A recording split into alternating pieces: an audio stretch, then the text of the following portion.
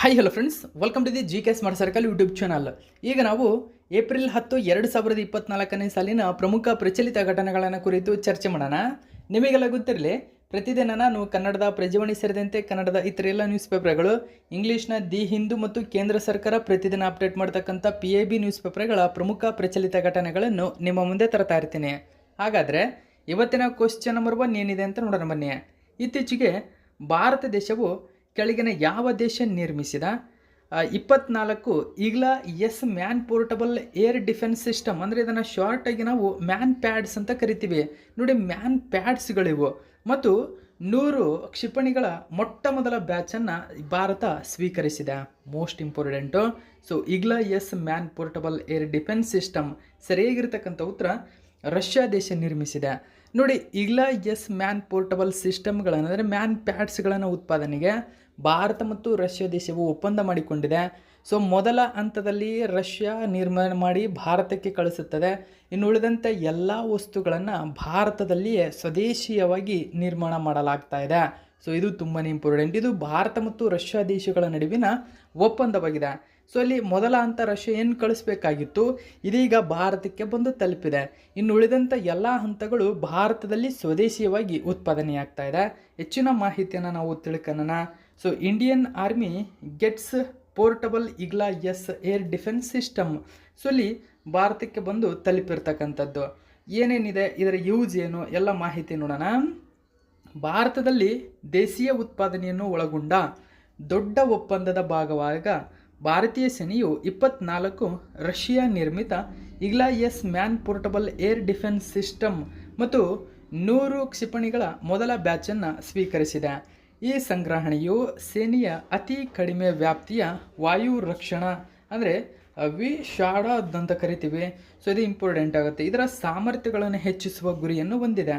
ವಿಶೇಷವಾಗಿ ಉತ್ತರದ ಗಡಿಯುದ್ದಕ್ಕೂ ಎತ್ತರದ ಪರ್ವತ ಪ್ರದೇಶಗಳಲ್ಲಿ ಇವುಗಳನ್ನು ನಿಯೋಜಿಸಲಾಗುತ್ತದೆ. ಅಂದರೆ ಸೊ ಇವುಗಳನ್ನು ಎಲ್ಲಿ ನಿಯೋಜಿಸಲಾಗುತ್ತದೆ ಅಂತ ಕೇಳಿದ್ರೆ ಉತ್ತರದ ಗಡಿ ಉದ್ದಕ್ಕೂ. ಓಕೆ, ಸೊ ಎಲ್ಲಿ ಇವು ಕಾರ್ಯನಿರ್ವಹಿಸ್ತಾ ಇದ್ದಾವೆ, ಎಲ್ಲ ಮಾಹಿತಿ ಕೂಡ ಇಂಪಾರ್ಟೆಂಟ್ ಆಗುತ್ತೆ. ನೋಡಿ, ಆ ಸಂಗ್ರಹಣೆಯ ವಿವರವನ್ನು ನೋಡೋಣ. ನವೆಂಬರ್ 2022ರಲ್ಲಿ ಭಾರತವು ರಷ್ಯಾದೊಂದಿಗೆ 120 ಲಾಂಚರ್ಗಳು ಮತ್ತು 400 ಕ್ಷಿಪಣಿಗಳ ಒಪ್ಪಂದಕ್ಕೆ ಸಹಿ ಹಾಕಿದೆ. ನೋಡಿ, 120 ಲಾಂಚರ್ಗಳು 400 ಕ್ಷಿಪಣಿಗಳ ಒಪ್ಪಂದಕ್ಕೆ ಸಹಿ ಹಾಕಿತ್ತು. ಮೊದಲ ಬ್ಯಾಚನ್ನು ರಷ್ಯಾದಿಂದ ತಲುಪಿಸಲಾಗಿದೆ. ಉಳಿದ ಸಿಸ್ಟಮ್ಗಳನ್ನು ಭಾರತೀಯ ಕಂಪನಿಯಿಂದ ರಷ್ಯಾದಿಂದ ಟ್ರಾನ್ಸ್ಫರ್ ಆಫ್ ಟೆಕ್ನಾಲಜಿ ಟಾಟ್ ಮೂಲಕ ಭಾರತದಲ್ಲಿ ತಯಾರಿಸಲಾಗ್ತಾ ಇದೆ. ಇಂಪಾರ್ಟೆಂಟ್ ಇದು. ಹಾಗಾದರೆ ಈ ಒಂದು ಈಗ್ಲಾ ಎಸ್ನ ಸಾಮರ್ಥ್ಯಗಳನ್ನು ಬಗ್ಗೆ ನಾವು ನೋಡೋಣ. ಈಗ್ಲಾ ಎಸ್ ಒಂದು ಕೈಯಲ್ಲಿ ಹಿಡಿಯುವ ರಕ್ಷಣಾ ವ್ಯವಸ್ಥೆಯಾಗಿದ್ದು ಇದನ್ನು ಒಬ್ಬ ವ್ಯಕ್ತಿ ಅಥವಾ ಒಬ್ಬ ಸಿಬ್ಬಂದಿ ಮಾತ್ರ ನಿರ್ವಹಿಸಬಹುದಾಗಿದೆ. ಅಂದರೆ ಅಷ್ಟೊಂದು ಅಗ್ರವಾಗಿದೆ ಇದು ಈಗ್ಲಾ ಎಸ್ ಎಂಬುದು. ಮ್ಯಾನ್ ಪೋರ್ಟಬಲ್ ಅಂತ ಕರಿತೀವಿ ಇದನ್ನು. ಸೊ ಅದಕ್ಕೆ ನಾವು ಮ್ಯಾನ್ ಪ್ಯಾಡ್ಸ್ ಅಂತ ಕರಿತೀವಿ. So important. ನಿಯೋಜನಿತ ವಿತರಣೆ ಎಲ್ಲಿ ನಿಯೋಜಿಸಲಾಗುತ್ತದೆ ಇದು ಈಗ್ಲಾ ಎಸ್ ವ್ಯವಸ್ಥೆಗಳು ಉತ್ತರದ ಗಡಿಯುದ್ದಕ್ಕೂ ಎತ್ತರದ ಪರ್ವತ ಪ್ರದೇಶಗಳಲ್ಲಿ ಹೊಸ ವಾಯು ರಕ್ಷಣಾ ರಚನೆಗಳಿಗೆ ಉದ್ದೇಶಿಸಲಾಗಿದೆ. ಓಕೆ, ಸೊ ನೆಕ್ಸ್ಟ್ ನಾವು ಎರಡನೇ ಕ್ವಶನ್ ನೋಡೋಣ. ಇಂಪಾರ್ಟೆಂಟ್ ಆಗುತ್ತೆ ಈ ಕ್ವಶನ್, ಗಮನಿಸಿ. ಇತ್ತೀಚೆಗೆ ಕೆನರಾ ಬ್ಯಾಂಕ್ ಮಹಿಳೆಯರಿಗಾಗಿ ವಿನ್ಯಾಸಗೊಳಿಸಲಾದ ಉಳಿತಾಯ ಖಾತೆಯ ಹೆಸರೇನು? ಸರಿಯಾಗಿರತಕ್ಕಂಥ ಉತ್ತರ ಕೆನರಾ ಏಂಜಲ್. ಕೆನರಾ ಏಂಜಲ್ ಎಂಬುದು ಕೆನರಾ ಬ್ಯಾಂಕ್ ವಿನ್ಯಾಸಗೊಳಿಸಿದ ಒಂದು ಉಳಿತಾಯ ಖಾತೆಯಾಗಿದೆ. ಉಳಿತಾಯ ಖಾತೆ ಯಾರಿಗಾಗಿ? ಮಹಿಳೆಯರಿಗಾಗಿ. ಹೆಚ್ಚಿನ ಮಾಹಿತಿ ನಾವು ತಿಳ್ಕೊಳ್ಳೋಣ.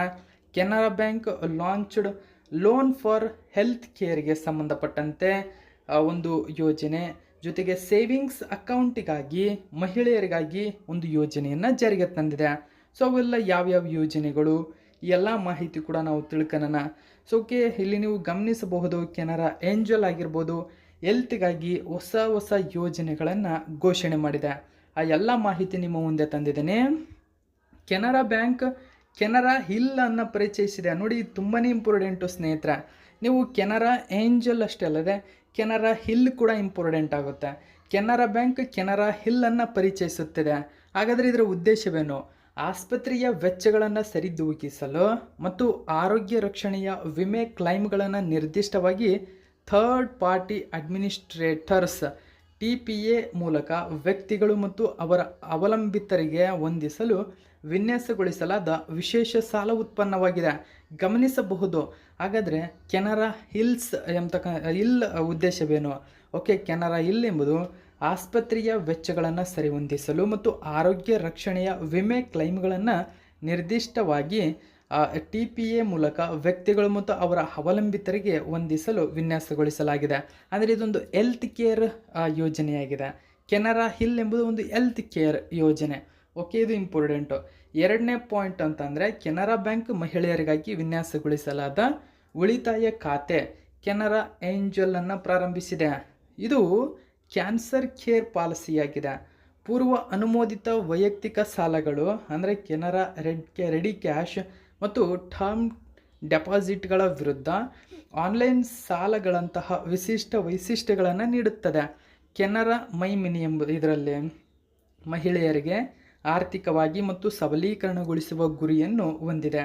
ಅವರಿಗೆ ಸಮಗ್ರ ಬ್ಯಾಂಕಿಂಗ್ ಸೇವೆಗಳನ್ನು ಇದರ ಮೂಲಕ ಒದಗಿಸುತ್ತದೆ. ಇನ್ನು ಹೆಚ್ಚಿನ ಮಾಹಿತಿ ಅಂದರೆ ನೋಡಿ, RBIH ಅನ್ನು ಜಾರಿಗೆ ತಂದಿದೆ. RBIH ಅಂದರೆ Canara bank reserve bank innovation hub ಅಂತ ಕರಿತೀವಿ. ಗಮನಿಸಿ, ಕೆನರಾ ಬ್ಯಾಂಕ್ RBI ಇನ್ನೋವೇಷನ್ ಅಂತ ಕರಿತೀವಿ, ಅಂದರೆ reserve bank innovation hub. So RBIH ಅಂತ ಕರಿತೀವಿ, ಅಂದರೆ RBI ಲಿಂಕ್ ಇದೆ. ಇದು RBI ಲಿಂಕ್ ಅಂದರೆ ಇದು ಕೇಂದ್ರ ಸರ್ಕಾರದ ಸಂಪೂರ್ಣ ಲಿಂಕ್ ಆಗಿರತಕ್ಕಂಥದ್ದು. ಇದರೊಂದಿಗೆ ಕೆನರಾ ಬ್ಯಾಂಕ್ ಏನಿದೆ SHG ಮನಿ ಅನ್ನು ಪ್ರಾರಂಭಿಸಲು ಸಹಕರಿಸ್ತಾ ಇದೆ. ನೋಡಿ, ಸುದ್ದಿಯಲ್ಲಿದೆ SHG ಮನಿ. ಯಾವ ಒಂದು ಬ್ಯಾಂಕ್ ಇತ್ತೀಚೆಗೆ ಸ್ಥಾಪನೆ ಮಾಡಿದೆ ಅಂತ ಕೇಳಬಹುದು. ಕೆನರಾ ಬ್ಯಾಂಕ್ ಸ್ಥಾಪನೆ ಮಾಡಿದೆ. ಯಾವುದರ ಸಹಕಾರದೊಂದಿಗೆ? RBIನ ಸಹಕಾರದೊಂದಿಗೆ, ಅಂದರೆ RBIHನ ಸಹಕಾರದೊಂದಿಗೆ ಕೆನರಾ ಬ್ಯಾಂಕ್ SHG ಮನಿ ಅನ್ನು ಪ್ರಾರಂಭಿಸಿದೆ. ಇದು ಸ್ವಸಹಾಯ ಗುಂಪುಗಳು ನೋಡಿ ಸೆಲ್ಫ್ ಹೆಲ್ಪ್ ಗ್ರೂಪ್ಸ್ ಅಂತ ಕರಿತೀವಿ. ಇದರಿಗೆ ತಡೆರಹಿತ ಮನೆ ಬಾಗಿಲಿಗೆ ಡಿಜಿಟಲ್ ಸೇವೆಗಳನ್ನು ಮತ್ತು ಅವರ ಖಾತೆಗಳಿಗೆ ತ್ವರಿತ ಡಿಜಿಟಲ್ ಕ್ರೆಡಿಟನ್ನು ಒದಗಿಸುವ ಗುರಿಯನ್ನು ಹೊಂದಿದೆ. ಓಕೆ, ಸೊ ನೆಕ್ಸ್ಟ್ ನಾವು ಮೂರನೇ ಕ್ವೆಶ್ಚನ್ ನೋಡೋಣ. ಕೇಂದ್ರ ಸರ್ಕಾರ ಇತ್ತೀಚೆಗೆ ಬಿಡುಗಡೆ ಮಾಡಿದ ವರದಿಯ ಪ್ರಕಾರ ಜಾಗತಿಕವಾಗಿ ಭಾರತವು ಎಷ್ಟನೇ ಅತಿದೊಡ್ಡ ಕಬ್ಬಿಣ ಅದಿರಿನ ಉತ್ಪಾದಕ ದೇಶವಾಗಿದೆ? ನೋಡಿ, ಸರಿಯಾಗಿರತಕ್ಕಂಥ ಉತ್ತರ ಇದಕ್ಕೆ ಆಪ್ಷನ್ ನಂಬರ್ 3 ಸರಿಯಾಗಿದೆ. 4ನೇ ಸ್ಥಾನದಲ್ಲಿದೆ. ಓಕೆ, ಸೊ ಇದೀಗ ಇಂಡಿಯಾ ರೆಕಾರ್ಡ್ ಮಾಡಿದೆ ಇದರಲ್ಲಿ. ಸೊ ಈ ಟೋಟಲ್ ಆಗಿ ಎಲ್ಲ ಒಂದು ಮಿನರಲ್ಸ್ಗಳ ಪ್ರೊಡಕ್ಷನ್ ಏನಿದೆ ಭಾರತದಲ್ಲಿ 2023-24 ಅವಧಿಯಲ್ಲಿ ಸೊ ಬೂಸ್ಟ್ ಆಗಿರತಕ್ಕಂಥದ್ದು. ಓಕೆ, ಸೊ ಬೂಸ್ಟ್ ಗ್ರೌತ್ ಆಗಿದೆ. ಏನಿದು ಎಲ್ಲ ಮಾಹಿತಿಗೆ ಸಂಬಂಧಪಟ್ಟಂತೆ ನಾವು ಡೀಟೇಲ್ಸ್ ಕೇಂದ್ರ ಸರ್ಕಾರ ಅಪ್ಡೇಟ್ ಮಾಡಿದೆ. ಸಂಪೂರ್ಣ ಡೀಟೇಲ್ಸನ್ನು ತಿಳ್ಕೊಳ್ಳೋಣ. ಸೊ ಇಂಗ್ಲೀಷಲ್ಲೂ ಕೂಡ ನೀವು ಇಲ್ಲಿ ಗಮನಿಸಬಹುದು ಸ್ನೇಹಿತರ. ಕನ್ನಡದಲ್ಲಿ ನೋಡೋಣ. ಭಾರತವು ವಿಶ್ವದ 2ನೇ ಅತಿ ದೊಡ್ಡ ಅಲ್ಯೂಮಿನಿಯಂ ಉತ್ಪಾದಕವಾಗಿದೆ. ಜೊತೆಗೆ 3ನೇ ಅತಿ ದೊಡ್ಡ ಸುಣ್ಣದ ಕಲ್ಲು ಉತ್ಪಾದಕವಾಗಿದೆ. ಅದರ ಜೊತೆಗೆ 4ನೇ ಅತಿ ದೊಡ್ಡ ಕಬ್ಬಿಣ ಹದಿರಿನ ಉತ್ಪಾದಕವಾಗಿದೆ. 2024 ಹಣಕಾಸು ವರ್ಷದಲ್ಲಿ ಗಣಿಗಾರಿಕೆ ವಲಯದಲ್ಲಿ ದಾಖಲೆಯ ಉತ್ಪಾದನೆಯಾಗಿದೆ ಎಂದು ಕೇಂದ್ರ ಸರ್ಕಾರದ ವರದಿಯಾಗಿದೆ.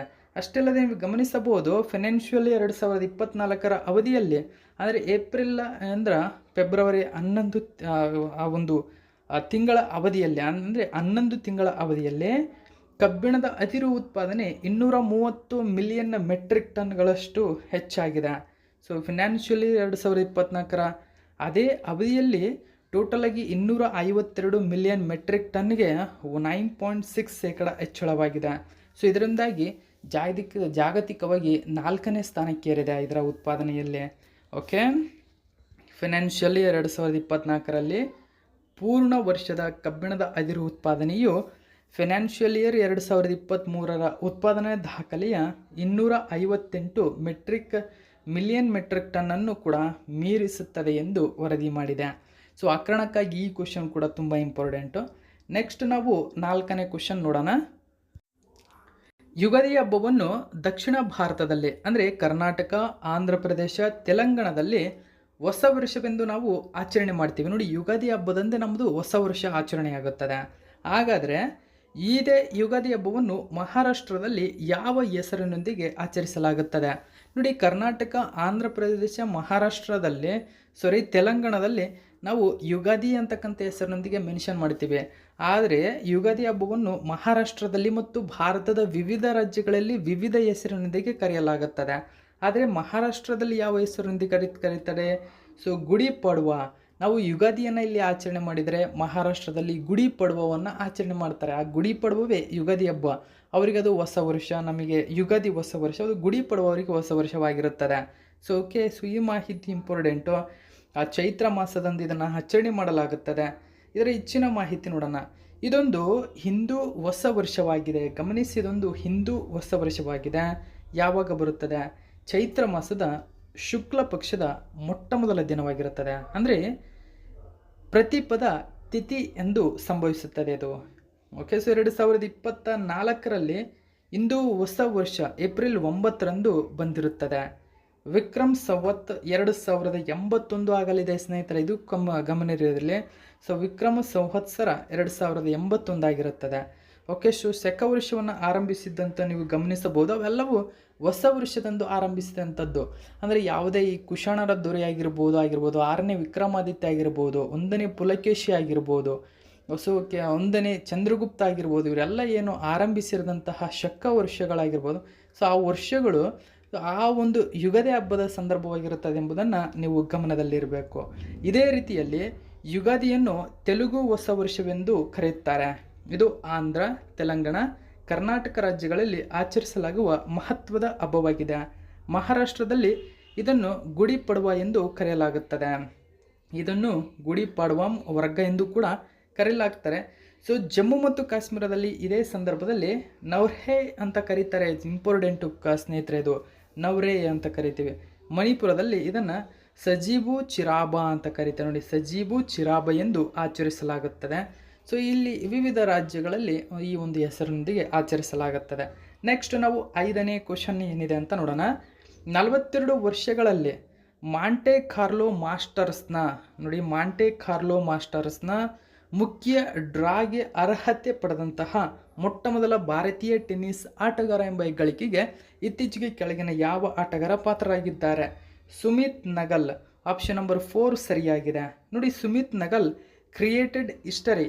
ಸೊ ಯಾಕಂದರೆ becomes the first Indian to qualify for Monte Carlo Masters singles ಅಂತ ಕರಿತೀವಿ. ಮಾಂಟೆ ಕಾರ್ಲೋ ಮಾಸ್ಟರ್ಸ್ ಎಂಬುದು ಒಂದು ಸಿಂಗಲ್ಸ್ಗೆ ಸಂಬಂಧಪಟ್ಟಂತೆ ಅತ್ಯಂತ ಪ್ರಮುಖ ಕ್ರೀಡಾಕೂಟವಾಗಿದೆ. ಸೊ ಇದಕ್ಕೆ ಆಯ್ಕೆಯಾಗಿರತಕ್ಕಂಥ ಮೊಟ್ಟ ಮೊದಲ ಭಾರತೀಯ, ಅದು ಇತಿಹಾಸ ಸೃಷ್ಟಿಯಾಗಿದೆ. ಅಂದರೆ ಸೊ ಕ್ವಾಲಿಫೈ ಆಗಿರೋದೇ ಇಲ್ಲಿ ಹೆಚ್ಚಾಗಿರ್ತಕ್ಕಂಥದ್ದು. ಅವರಿನ್ನೂ ಆ ಮೇನ್ ಮ್ಯಾಚ್ ಆಡಬೇಕಾಗಿದೆ. ಮೇನ್ ಡ್ರಾ ಇನ್ 42 ಇಯರ್ಸ್ ಒಳಗಡೆ. ಸೊ ಇಲ್ಲಿ ಹೆಚ್ಚಿನ ಮಾಹಿತಿ ನೋಡಿ. ಸುಮಿತ್ ನಗಲ್ ಏನಿದೆ 42 ವರ್ಷಗಳಲ್ಲೇ ಮಾಂಟೆ ಕಾರ್ಲೋ ಮಾಸ್ಟರ್ಸ್ನ ಪ್ರಧಾನ ಸುತ್ತಿಗೆ ಮುನ್ನಡೆದ ಮೊದಲ ಭಾರತೀಯ ಆಟಗಾರರಾಗಿದ್ದಾರೆ. ಅವರು ಅರ್ಹತಾ ಸುತ್ತಿನ ಅಂತಿಮ ಸುತ್ತಿನಲ್ಲಿ ವಿಶ್ವದ ನಂಬರ್ 55ನೇ ರ್ಯಾಂಕ್ನಲ್ಲಿರ್ತಕ್ಕಂಥ ಫೊಕೊಂಡೋ ಡಯಾಜ್ ಅಕೋಸ್ಟಾ ವಿರುದ್ಧ ಜಯಗೊಳಿಸಿದ್ದಾರೆ. 1982ರಲ್ಲಿ ಈ ಸಾಧನೆ ಮಾಡಿದ ರಮೇಶ್ ಕೃಷ್ಣನ್ ಅವರ ಹೆಜ್ಜೆಯಲ್ಲೇ ಈ ಸಾಧನೆ ನಡೆದಿದೆ. ಓಕೆ, ಸೊ ನೆಕ್ಸ್ಟ್ ನಾವು 6ನೇ ಕ್ವಶನ್ ನೋಡೋಣ. ಸೊ ಇಂಪಾರ್ಟೆಂಟ್ ಆಗುತ್ತೆ ಕ್ವಶನ್ ಇದು. ಇತ್ತೀಚೆಗೆ ಜಿಂಬಾಬ್ವೆ ದೇಶವು ಪರಿಚಯಿಸಿದ ಜಾಗತಿಕ ಹೊಸ ಕರೆನ್ಸಿಯ ಹೆಸರೇನು? ನಾಣ್ಯ ಅಥವಾ ಕರೆನ್ಸಿ. ಸರಿಯಾಗಿರ್ತಕ್ಕಂಥ ಉತ್ತರ ಜಿಗ್ ಅಂತ ಕರಿತೀವಿ. ಆಪ್ಷನ್ ನಂಬರ್ 2 ಸರಿಯಾಗಿದೆ. ಏನಿದು ಹಾಗಾದರೆ ಜಿಗ್? ನೋಡಿ, Zimbabwe shifts to gold backed currency ಅಂತ ಕರಿತೀವಿ.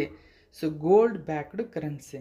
ಸೊ ಏನು ಸಂಬಂಧಪಟ್ಟಿದೆ? Replacing devalued dollars. ಅಂದರೆ ತನ್ನ ದೇಶದಲ್ಲಿ ಡಾಲರ್ನ ಪ್ರಮಾಣ ಕುಗ್ಗಿ ಹೋಗಿದೆ. ಸೊ ಇದರ ಅಂದರೆ ಮೌಲ್ಯಮಾಪನ ಕಡಿಮೆಯಾಗಿದೆ. ಇದರ ಒಂದು ಕಡಿಮೆ ಆಗಿರತಕ್ಕಂಥ ಮೌಲ್ಯಮಾಪನದ ಒಳಪನ್ನು ಹೆಚ್ಚಿಸುವ ಉದ್ದೇಶದಿಂದಾಗಿ ಜಿಗ್ ಜಾರಿಗೆ ತಂದಿರತಕ್ಕಂಥದ್ದು.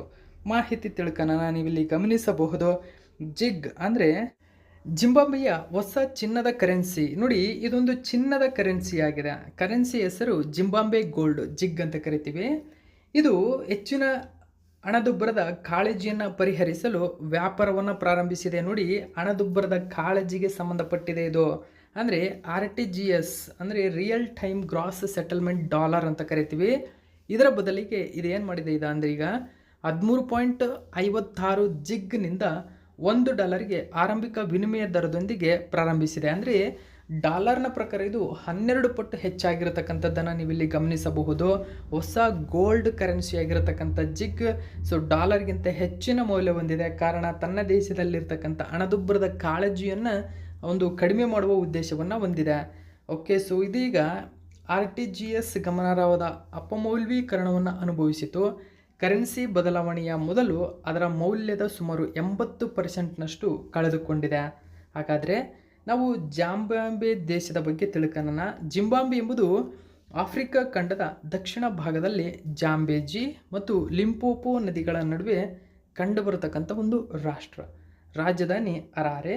ಅಧಿಕೃತ ಭಾಷೆಯಲ್ಲಿ ಇಂಗ್ಲೀಷ್ ಅಧಿಕೃತ ಭಾಷೆಯಾಗಿದೆ ಮತ್ತು ಇನ್ನೊಂದು ಸೋನಾ ಎಂಬತಕ್ಕಂಥದ್ದು ಅಧಿಕೃತ ಭಾಷೆ. ಇನ್ನು ಉಳಿದಂತೆ ಸಾವ ಎಂಬತಕ್ಕಂಥದ್ದಾಗಿರ್ಬೋದು, ಓಕೆ, ಸಾವ, ಕ್ಸೋಸಾ, ಇನ್ನೋ ಎಂಬುದು ಇತರೆ ಅಧಿಕೃತ ಭಾಷೆಗಳಾಗಿವೆ. ಕರೆನ್ಸಿ ಅಮೆರಿಕನ್ ಡಾಲರ್ ಆಗಿದೆ. ಇಲ್ಲಿ ಕಾಂಟಿನೆಂಟ್ ಯಾವುದು ಅಂತ ಕೇಳ್ತಾರೆ, Africa ಭೂಖಂಡವಾಗಿದೆ.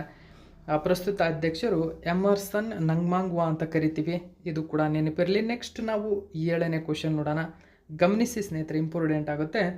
Tata advance system limited ಮತ್ತು ಸ್ಯಾಟಲೋಜಿಕ್ ಸಹಯೋಗದಲ್ಲಿ ಅಭಿವೃದ್ಧಿಪಡಿಸಿದ TSAT-A1 ಉಪಗ್ರಹವನ್ನು ಯಾವ ಬಾಹ್ಯಾಕಾಶ ಸಂಸ್ಥೆ ಇತ್ತೀಚೆಗೆ ಉಡಾವಣೆ ಮಾಡಿತು?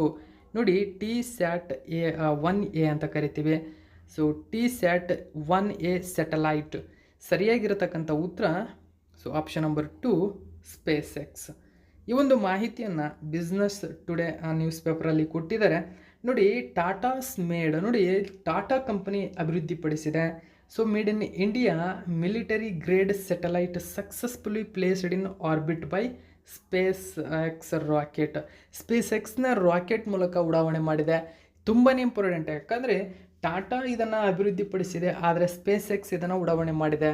ಇದು ಎಲ್ಲರಿಗೂ ಕನ್ಫ್ಯೂಸ್ ಆಗ್ತಕ್ಕಂಥ ಒಂದು ಮಾಹಿತಿ ಆಗಿರೋದ್ರಿಂದ ಇಂಪಾರ್ಟೆಂಟ್ ಆಗುತ್ತೆ. ಇದು ಹೆಚ್ಚಿನ ಮಾಹಿತಿ ಗಮನಿಸಬಹುದು. ಈ ಒಂದು TSAT-1A ಉಪಗ್ರಹ ಯಾವ ರೀತಿಯ ಉಪಗ್ರಹ ಇದೊಂದು ಅಂತ ಕೇಳಿದರೆ, ನೋಡಿ, ಇದೊಂದು ಭೂ ಪರಿವೀಕ್ಷಣ ಉಪಗ್ರಹವಾಗಿದೆ. ಅಂದರೆ ಭೂಮಿಯನ್ನು ಅಧ್ಯಯನ ಮಾಡತಕ್ಕಂಥ ಒಂದು ಉಪಗ್ರಹ. ಇದನ್ನು ಸ್ಪೇಸ್ ಎಕ್ಸ್ನ ಫಾಲ್ಕನ್ 9 ರಾಕೆಟ್ನಲ್ಲಿ ಉಡಾವಣೆ ಮಾಡಲಾಯಿತು. ಈ ಉಡಾವಣೆ USA ಫ್ಲೋರಿಡಾದಲ್ಲಿನ ಕೆನಡಿ ಬಾಹ್ಯಾಕಾಶ ಕೇಂದ್ರದಿಂದ ನಡೆದಿದೆ. ಸ್ಪೇಸ್ ಎಕ್ಸ್ ಖಾಸಗಿ ಅಮೆರಿಕನ್ ಏರೋಸ್ಪೇಸ್ ತಯಾರಕ ಮತ್ತು ಎಲಾನ್ ಮಾಸ್ಕ್ ಸ್ಥಾಪಿಸಿದ ಬಾಹ್ಯಾಕಾಶ ಸಾರಿಗೆ ಸೇವೆಗಳ ಕಂಪನಿಯಾಗಿದೆ. ಅದರ ಫಾಲ್ಕನ್ 9 ರಾಕೆಟ್ಗಳಿಗೆ ಹೆಸರುವಾಸಿಯಾಗಿರ್ತಕ್ಕಂಥದ್ದು ಯಾವುದು? Space X. ನೆಕ್ಸ್ಟ್ ನಾವು 8ನೇ ಕ್ವಶನ್ ನೋಡೋಣ. ಇತ್ತೀಚೆಗೆ ಸುದ್ದಿಯಲ್ಲಿ ಕಂಡುಬರುವ ಎರೇಜ್ ಕ್ರಾಸಿಂಗನ್ನು ಬೀಟ್ ಹನೌನ್ ಕ್ರಾಸಿಂಗ್ ಎಂದು ಕರೆಯುತ್ತಾರೆ. ಇವುಗಳ ನಡುವೆ ಪ್ರಮುಖ ಗಡಿ ಬಿಂದುವಾಗಿ ಕಾರ್ಯನಿರ್ವಹಿಸುತ್ತದೆ. ಯಾವ ದೇಶಗಳ ನಡುವಿನ ಒಂದು ಪ್ರಮುಖ ಬಿಂದು ಇದು? ಸರಿಯಾಗಿರ್ತಕ್ಕಂಥ ಉತ್ತರ ಗಾಜಾ ಮತ್ತು ಇಸ್ರೇಲ್. ನೋಡಿ, ಎರೇಜ್ ಕ್ರಾಸಿಂಗನ್ನು ಬೀಟ್ ಹನೌನ್ ಕ್ರಾಸಿಂಗ್ ಅಂತ ಕರೀತಾರೆ. ನೋಡಿ, ಎರೇಜ್ ಕ್ರಾಸಿಂಗನ್ನು ಬೀಟ್ ಹನೌನ್ ಕ್ರಾಸಿಂಗ್ ಅಂತಲೂ ಕೂಡ ಕರಿತೀವಿ. ಈ ಕ್ರಾಸಿಂಗ್ ಏನಿದೆ ಗಾಜಾ ಮತ್ತು ಇಸ್ರೇಲ್ ನಡುವೆ ಕಂಡುಬರುತ್ತದೆ. ಸುದ್ದಿಯಲ್ಲಿದೆ ನೋಡಿ, why Israel may reopen a key crossing with Gaza. ಇದೊಂದು ಕೀ ಕ್ರಾಸಿಂಗ್ ಆಗಿದೆ. ಅಂದರೆ ಇದೊಂದು ಇಸ್ರೇಲ್ ಮತ್ತು ಗಾಜಾಗೆ ನಡುವಿನ ಈ ಒಂದು ಗಡಿ ಏನಿದೆ, ಇದು ಕೀ ಆಗಿದೆ. ಅಲ್ಲಿ ಎರಡೂ ದೇಶಗಳಿಗೆ ಮಾರ್ಗ, ಅಂದರೆ ಹೋಗಲಿಕ್ಕೆ, ಸರಕುಗಳನ್ನು ಸಾಗಿಸಲಿಕ್ಕೆ, ಆಮದು ರಫ್ತುಗಳಿಗೆ ಇದು ಹೆಚ್ಚಿನ ಮಹತ್ವವನ್ನು ಹೊಂದಿದೆ. ಆ ಕಾರಣಕ್ಕಾಗಿ ಇಸ್ರೇಲ್ ರೀಓಪನ್ ಮಾಡಿರ್ತಕ್ಕಂಥದ್ದನ್ನ, ಆ ಕಾರಣಕ್ಕಾಗಿ ಇದು ಪ್ರಚಲಿತದಲ್ಲಿದೆ. ಗಮನಿಸಬಹುದು. ನೋಡಿ, ಎರೇಜ್ ಕ್ರಾಸಿಂಗನ್ನು ಬೀಟ್ ಹನೌನ್ ಕ್ರಾಸಿಂಗ್ ಅಂತ ಕರೀತಾರೆ. ಇದು ಗಾಜಾ ಪಟ್ಟಿ ಮತ್ತು ಇಸ್ರೇಲ್ ನಡುವಿನ ಪ್ರಮುಖ ಗಡಿ. ಗಾಜಾ ಪಟ್ಟಿಯ ಉತ್ತರ ತುದಿಯಲ್ಲಿದೆ. ಇದು ಇಸ್ರೇಲ್ನ ಕಿಬುಟ್ಸ್ ಮತ್ತು ಪ್ಯಾಲೆಸ್ತೀನಿಯನ್ ಪಟ್ಟಣವಾದ ಬೀಟ್ ಹನೌನ್ ನಡುವೆ ಕಂಡುಬರುತ್ತದೆ. ಎರೇಜ್ ಕ್ರಾಸಿಂಗ್ ಮತ್ತು ಗಾಜಾ ಪಟ್ಟಿ ಮತ್ತು ಇಸ್ರೇಲ್ ನಡುವಿನ ಭೂಮಿ ಮೂಲಕ ವ್ಯಕ್ತಿಗಳಿಗೆ ನೋಡಿ, ಅಂದರೆ ಈ ಒಂದು ಭೂ ಮಾರ್ಗದ ಮೂಲಕ ವ್ಯಕ್ತಿಗಳಿಗೆ ಸರಕು ಚಲಿಸಲು ಸಹಾಯ ಮಾಡುತ್ತದೆ ಇದು. ಓಕೆ, ನೆಕ್ಸ್ಟ್ ನಾವು 9ನೇ ಕ್ವಶನ್ ನೋಡೋಣ. ಇತ್ತೀಚೆಗೆ ದೆಹಲಿ ಹೈಕೋರ್ಟ್ ಕೆಳಗಿನ ಯಾವ ಉತ್ಪನ್ನಗಳಿಗೆ ಪ್ರಸಿದ್ಧ ಟ್ರೇಡ್ಮಾರ್ಕ್? ನೋಡಿ, ವೆಲ್ ನೌನ್ ಟ್ರೇಡ್ಮಾರ್ಕ್. ಗಮನಿಸಿ, ವೆಲ್ ನೌನ್ ಟ್ರೇಡ್ಮಾರ್ಕ್ ಘೋಷಿಸಿದೆ. ಸರಿಯಾಗಿರ್ತಕ್ಕಂಥ ಉತ್ತರ ಹಲ್ದಿರಾಮ್ಸ್ ಉತ್ಪನ್ನಗಳ ಬಗ್ಗೆ ನಿಮಗೆ ಗೊತ್ತಿರಬೇಕು. ಅವೆಲ್ಲ ಗ್ರಾಸರೀಸ್ ಆಗಿರತಕ್ಕಂಥದ್ದು. ಹೆಚ್ಚಿನ ಉತ್ಪನ್ನಗಳನ್ನು, ಅಂದರೆ ಎಲ್ಲ ಒಂದು ವಲಯದಲ್ಲಿ ಹಲ್ದಿರಾಮ್ಸ್ನ ಉತ್ಪನ್ನಗಳು ಸಿಗುತ್ತವೆ. ಸೊ ಈ ಹಲ್ದಿರಾಮ್ಸ್ ಉತ್ಪನ್ನ ಭಾರತದಷ್ಟೇ ಅಲ್ಲ, ವಿದೇಶದಲ್ಲೂ ಕೂಡ ಹೆಚ್ಚಿನ ಬ್ರಾಂಚುಗಳನ್ನು ಹೊಂದಿದೆ ಮತ್ತು ಹೆಚ್ಚು ಪ್ರಸಿದ್ಧಿಯನ್ನು ಪಡೆದಿದೆ. ಹೀಗೆ ಹೆಚ್ಚು ಪ್ರಸಿದ್ಧಿ ಪಡೆದಂತಹ ಒಂದು ಕಂಪನಿ ಏನಾಗಿದ್ದರೆ ಅದನ್ನು ವೆಲ್ ನಾನ್ ಟ್ರೇಡ್ ಮಾರ್ಕ್ ನೀಡಲು ಕೇಂದ್ರ ಸರ್ಕಾರದ ಮೂಲಕ ಅನುಮತಿ ಇದೆ. ಸೊ ಇದೀಗ ಪ್ರಸಿದ್ಧ ಟ್ರೇಡ್ ಮಾರ್ಕ್ ಪಡೆದಿರತಕ್ಕಂಥದ್ದು ಹಲ್ದಿರಾಮ್ಸ್. ಸೊ ಹೆಚ್ಚಿನ ಮಾಹಿತಿ ನೀವು ಇಲ್ಲಿ ಗಮನಿಸಬಹುದು. High court declares Haldiram's as well known trade mark. The Hindu ಪೇಪರ್ನಲ್ಲಿ ಮಾಹಿತಿಯನ್ನು ಕೊಟ್ಟಿದ್ದಾರೆ, ಗಮನಿಸಬಹುದು. ದಿ ಹಿಂದೂ ಸೊ ಈ ಒಂದು ಮಾಹಿತಿಯನ್ನು ರಿಲೀಸ್ ಮಾಡಿದೆ. Okay, so well known trade mark ಪಡೆದುಕೊಂಡಿರತಕ್ಕಂಥದ್ದು ಇಲ್ಲಿ ಗಮನಿಸಬಹುದು. ಹೈಕೋರ್ಟ್ ಆಫ್ ಡೆಲ್ಲಿ ಈ ಒಂದು ವರದಿ ಮಾಡಿದೆ. ಇದು ತುಂಬ ಇಂಪಾರ್ಟೆಂಟ್ ಆಗುತ್ತೆ ಹೈಕೋರ್ಟ್ನ ಮಾಹಿತಿ ಆಗಿರೋದ್ರಿಂದ. ಬಹುರಾಷ್ಟ್ರೀಯ ಸಿಹಿ ತಿಂಡಿಗಳು ಮತ್ತು ರೆಸ್ಟೋರೆಂಟ್ ಕಂಪನಿಯ ಮೂಲವು ಭಾರತದ ಶ್ರೀಮಂತ ಪಾಕಶಾಲೆಯ ಸಂಪ್ರದಾಯದಲ್ಲಿ ಆಳವಾದ ಬೇರೂರಿದೆ ಎಂದು ಗಮನಿಸಿದ ದೆಹಲಿ ಹೈಕೋರ್ಟ್ ಹಲ್ದಿರಾಮ್ಸ್ ಅನ್ನು ಪ್ರಸಿದ್ಧ ಟ್ರೇಡ್ ಮಾರ್ಕ್ ಎಂದು ಘೋಷಿಸಿದೆ. ಈ ಒಂದು ವೆಲ್ ನೌನ್ ಟ್ರೇಡ್ ಮಾರ್ಕ್ ಅಂದ್ರೇನು ಹಾಗಾದರೆ?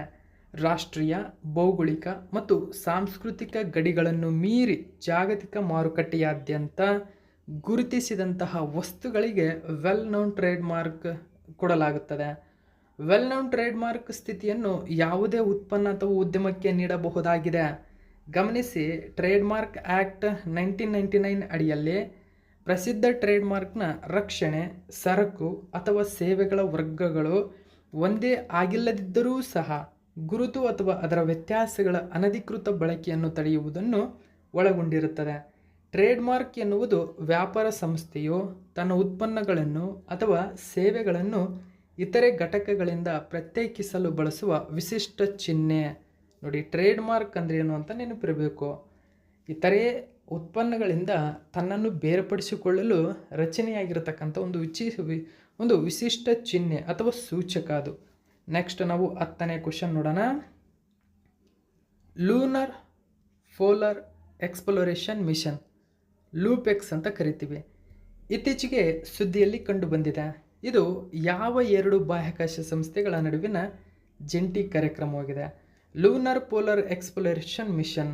ಸೊ ನೋಡಿ, ಸರಿಯಾದಂಥ ಉತ್ತರ ಆಪ್ಷನ್ ನಂಬರ್ ಎ, ಇಸ್ರೋ ಮತ್ತು ಜಾಕ್ಸಾ. ಭಾರತ ಮತ್ತು ಜಪಾನ್ ನಡುವಿನ ಒಂದು ಮಿಷನ್ ಆಗಿದೆ ಇದು. ಸೊ ಇದೊಂದು ಜಾಯಿಂಟ್ ಸ್ಪೇಸ್ ಮಿಷನ್ ಆಗಿದೆ. ನೋಡಿ, ಲೂನರ್ ಪೋಲಾರ್ ಎಕ್ಸ್ಪ್ಲೋರೇಷನ್ ಮಿಷನ್ ಚಂದ್ರನ ದಕ್ಷಿಣ ಧ್ರುವ ಪ್ರದೇಶವನ್ನು ಅನ್ವೇಷಿಸಲು ಭಾರತೀಯ ಬಾಹ್ಯಾಕಾಶ ಸಂಶೋಧನಾ ಸಂಸ್ಥೆ ಮತ್ತು ಜಪಾನಿನ ಏರೋಸ್ಪೇಸ್ ಎಕ್ಸ್ಪ್ಲೋರೇಷನ್ ಏಜೆನ್ಸಿ ನಡುವಿನ ಜಂಟಿ ಕಾರ್ಯಾಚರಣೆಯಾಗಿದೆ. ಜಾಕ್ಸಾ ಉಡಾವಣಾ ವಾಹನ ಮತ್ತು ರೋವರನ್ನು ಒದಗಿಸುತ್ತದೆ, ಆದರೆ ಇಸ್ರೋ ಲ್ಯಾಂಡರನ್ನು ಕೊಡುಗೆ ನೀಡುತ್ತದೆ. ಇದಕ್ಕೆ ಚಂದ್ರನ ಮರಳಿನಲ್ಲಿ ನೀರಿನ ಅಂಶವನ್ನು ಅಳೆಯಲು ಮತ್ತು ಡ್ರಿಲ್ಲಿಂಗ್ ಮತ್ತು ಸ್ಯಾಂಪಲಿಂಗ್ ನಡೆಸಲು ಉಪಕರಣಗಳನ್ನು ಹೊಂದಿರುವ ರೋವರ್ ಚಂದ್ರನ ಧ್ರುವ ಪ್ರದೇಶಗಳ ಮೂಲಕ ಒಳನೋಟವನ್ನು ನೀಡುತ್ತದೆ. ನೆಕ್ಸ್ಟ್ 11ನೇ ಕ್ವಶನ್ ನೋಡಿ. ಇತ್ತೀಚೆಗೆ 83ನೇ ವಯಸ್ಸಿನಲ್ಲಿ ನಿಧನರಾದ ಗಂಗು ರಾಮ್ಸೆ ಅವರು ಯಾವ ಕ್ಷೇತ್ರದಲ್ಲಿ ಪ್ರಮುಖರಾಗಿದ್ದರು?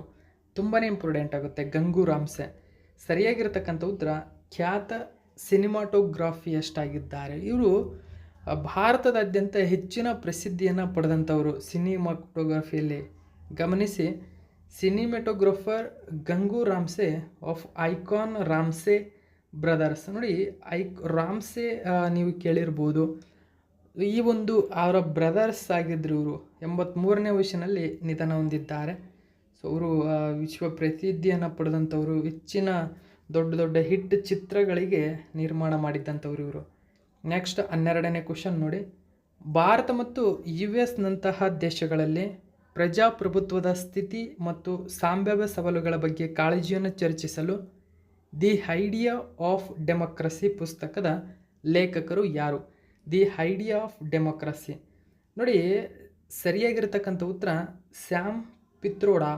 ಆಪ್ಷನ್ ನಂಬರ್ 2 ಸರಿಯಾಗಿದೆ, ಸ್ಯಾಮ್ ಪಿತ್ರೋಡಾ. ಸೊ ಡೆಮೋಕ್ರಸಿ ಎಂಬತಕ್ಕಂಥ ಒಂದು ಪುಸ್ತಕವನ್ನು ಬರೆದಿದ್ದಾರೆ. ಸೊ ನೀವಿಲ್ಲಿ ಗಮನಿಸಬಹುದು, ಶ್ಯಾಮ್ ಪಿತ್ರೋಡಾ ಈ ಪುಸ್ತಕ ಬರೆದಿದ್ದಾರೆ. ಸೊ ಇದು ಒಂದು ಹೆಚ್ಚಿನ ಪ್ರಜಾಪ್ರಭುತ್ವದ ಕಾಳಜಿಯನ್ನು ಜನರಿಗೆ ತಿಳಿಸುತ್ತದೆ. ಲೇಖಕರ ಪ್ರಕಾರ ಈ ಪುಸ್ತಕ ಸಂಭಾಷಣೆಯನ್ನು ಉತ್ತೇಜಿಸುವ ಉದ್ದೇಶವನ್ನು ಹೊಂದಿದೆ. ಅಂದರೆ ಯುವ ಜನರಲ್ಲಿ ಪ್ರಜಾಪ್ರಭುತ್ವದ ಕಲ್ಪನೆಯು ಅವರಿಗೆ ಅರ್ಥವೇನು, ಅದರ ಪ್ರಜಾಪ್ರಭುತ್ವದ ಉಳಿವು ಮತ್ತು ಅಭಿವೃದ್ಧಿಯನ್ನು ತಿಳಿಸುವ ಪ್ರಾಮುಖ್ಯತೆಯನ್ನು ಹೊಂದಿರತಕ್ಕಂಥದ್ದು. ನೆಕ್ಸ್ಟ್ 13ನೇ ಕ್ವಶನ್ ನೋಡಿ. ಏಪ್ರಿಲ್ 2024ರಲ್ಲಿ ಗಿನ್ನಿಸ್ ವಿಶ್ವ ದಾಖಲೆಗಳಿಂದ ವಿಶ್ವದ ಅತ್ಯಂತ ಹಿರಿಯ ವ್ಯಕ್ತಿ ಎಂದು ಹೆಸರಿಸಲ್ಪಟ್ಟವರು ಯಾರು? ನೋಡಿ, ಇದು ಕೂಡ ಇಂಪಾರ್ಟೆಂಟ್ ಆಗುತ್ತೆ ಸ್ನೇಹಿತರೆ. ಸರಿಯಾಗಿರ್ತಕ್ಕಂಥ ಉತ್ತರ ಆಪ್ಷನ್ ನಂಬರ್ 4 ಸರಿಯಾಗಿದೆ. ಜಾನ್ ಆಲ್ಫ್ರೆಡ್ ಟೆನ್ನಿಸ್ವಿಡ್ ಅಂತ ಕರಿತೀವಿ. ಜಾನ್ ಆಲ್ಫ್ರೆಡ್ ಟೆನ್ನಿಸ್ವಿಡ್ ಈಗ ವಿಶ್ವದ ಅತ್ಯಂತ ಹಿರಿಯ ವ್ಯಕ್ತಿ. ನೋಡಿ, ಅಂದರೆ ವರ್ಲ್ಡ್ಸ್ ಓಲ್ಡೆಸ್ಟ್ ಪರ್ಸನ್ ಎಂಬ ಹೆಗ್ಗಳಿಕೆಗೆ ಪಾತ್ರವಾಗಿ ಗಿನ್ನಿಸ್ ವಿಶ್ವ ದಾಖಲೆಗೆ ತಮ್ಮ ಹೆಸರನ್ನು ನೋಂದಾಯಿಸಿದ್ದಾರೆ. ಸೊ ತುಂಬಾ ಇಂಪಾರ್ಟೆಂಟ್ ಇದು. ಗಮನಿಸಬಹುದು ನೀವು, the world oldest man. So ಈ ಆರೋಗ್ಯ ಟಿಪ್ಸನ್ನು ಕೂಡ ಅವರು ಕೊಟ್ಟಿದ್ದಾರೆ ಇಲ್ಲಿ. ಸೊ ಅವರು ಏನು ಮಾಹಿತಿಯನ್ನು ನೀಡಿದ್ದಾರೆ ಗಮನಿಸಬಹುದು. ವಿಶ್ವದ ಅತ್ಯಂತ ಹಿರಿಯ ವ್ಯಕ್ತಿ ಯಾರು? ಜಾನ್ ಆಲ್ಫ್ರೆಡ್ ಟೆನ್ನಿಸ್ವಿಡ್ ಅಂತ ಕೇಳ್ತೀವಿ. ಸೊ ಅವರು ಬ್ರಿಟಿಷ್ ನಿವೃತ್ತ ವ್ಯಕ್ತಿಯವರು, ಬ್ರಿಟಿಷ್ ದೇಶದವರು. 1912 ಆಗಸ್ಟ್ 26ರಂದು ಜನಿಸಿದ್ರು. ಏಪ್ರಿಲ್ 5, 2024ಕ್ಕೆ 114 ವರ್ಷಗಳನ್ನು ಪೂರೈಸಿದ್ದಾರೆ ಇವರು. ಓಕೆ, ಸೊ ಇದು ಕೂಡ ಇಂಪಾರ್ಟೆಂಟು, ನೆನಪಿಟ್ಕೋಬೇಕು. ನೆಕ್ಸ್ಟ್ 14ನೇ ಕ್ವಶನ್ ನೋಡಿ. 2024ರ ಜಪಾನೀಸ್ ಗ್ರ್ಯಾಂಡ್ ಪ್ರಿಕ್ಸ್ ಗೆದ್ದವರು ಯಾರು? ನೋಡಿ, ಗ್ರ್ಯಾಂಡ್ ಪ್ರಿಕ್ಸ್ಗೆ ಸಂಬಂಧಪಟ್ಟಂತೆ ಇಂಪಾರ್ಟೆಂಟ್ ಆಗುತ್ತೆ. ಮ್ಯಾಕ್ಸ್ ವರ್ಸ್ಟಫನ್ ಇಲ್ಲಿ ಕೂಡ ವಿನ್ ಆಗಿರತಕ್ಕಂಥದ್ದು. ರೆಡ್ ಬುಲ್ ಕಂಪನಿಯ ಒಂದು ರೇಸರ್ ಇವರು. ಓಕೆ, ಸೊ ನೋಡಿ, ರೆಡ್ ಬುಲ್ ಕಂಪನಿಯ ರೇಸರ್ ಆಗಿರತಕ್ಕಂಥ ಜಪಾನೀಸ್ ಗ್ರ್ಯಾಂಡ್ ಪ್ರಿಕ್ಸನ್ನು ಮ್ಯಾಕ್ಸ್ ವರ್ಸ್ಟಫನ್ ಪುನಃ ಗೆದ್ದುಕೊಂಡಿದ್ದಾರೆ. ಓಕೆ, ಸೊ ಇದು ಇವತ್ತಿನ ಪ್ರಮುಖ ಪ್ರಚಲಿತ ಘಟನೆ.